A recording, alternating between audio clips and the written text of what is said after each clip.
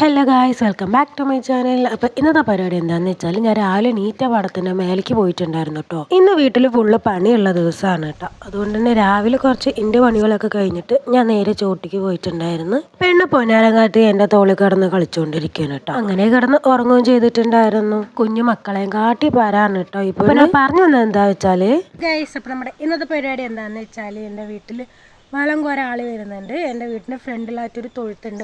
ആ തൊഴുത്തിൽ ചാണകമൊക്കെ ഉണ്ടാവും, സ്വാഭാവികം. അപ്പോൾ അത് നിറഞ്ഞു. അപ്പോൾ അത് കോരാൻ വേണ്ടി ഇന്ന് ആൾക്കാർ വരുന്നുണ്ട്. അതാണ് നമ്മുടെ ഇന്നത്തെ പരിപാടി. ഞാനും എൻ്റെ അമ്മയും ഉണ്ട്. എൻ്റെ വീടിൻ്റെ തൊട്ട് മുന്നിലായിട്ടാണ് തൊഴുത്ത് വരുന്നത്. കുറേ പേര് പറഞ്ഞു അത് നല്ലതല്ലാന്ന്, കുറേ പേര് പറഞ്ഞത് നല്ലതാണ്. അത് പിന്നെ അങ്ങനെയാണല്ലോ. എന്തായാലും ഇത് ഞങ്ങൾക്ക് നല്ലതാണ്. എവിടേക്കാ വന്നിങ്ങനെ? ആരുടെ വീട്ടില്? അമ്മൂന്റെ വീട്ടില്.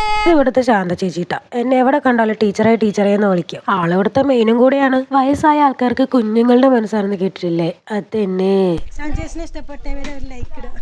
എനിക്ക് പിന്നെ കുഞ്ഞുമക്കൾ എന്ന് പറഞ്ഞാൽ ഭയങ്കര ഇഷ്ടമാണ്. സ്വഭാവമുള്ളവരെ എനിക്ക് ഒരുപാട് ഇഷ്ടമാണ്. കാണുന്നവർക്ക് ചിലർക്കെങ്കിലും തോന്നും എന്താ ഈ നാടും നാട്ടുകാരൊക്കെ ഇങ്ങനെയെന്നുള്ളത്. എന്റെ നാടെന്ന് പറയുന്നത് പക്കാ നാട്ടുമ്പോറും അതുപോലെ തന്നെ കുറെ പഴയ ആൾക്കാരുമാണ്. അതിന്റെ ഭംഗി വേറെ തന്നെയാണ്.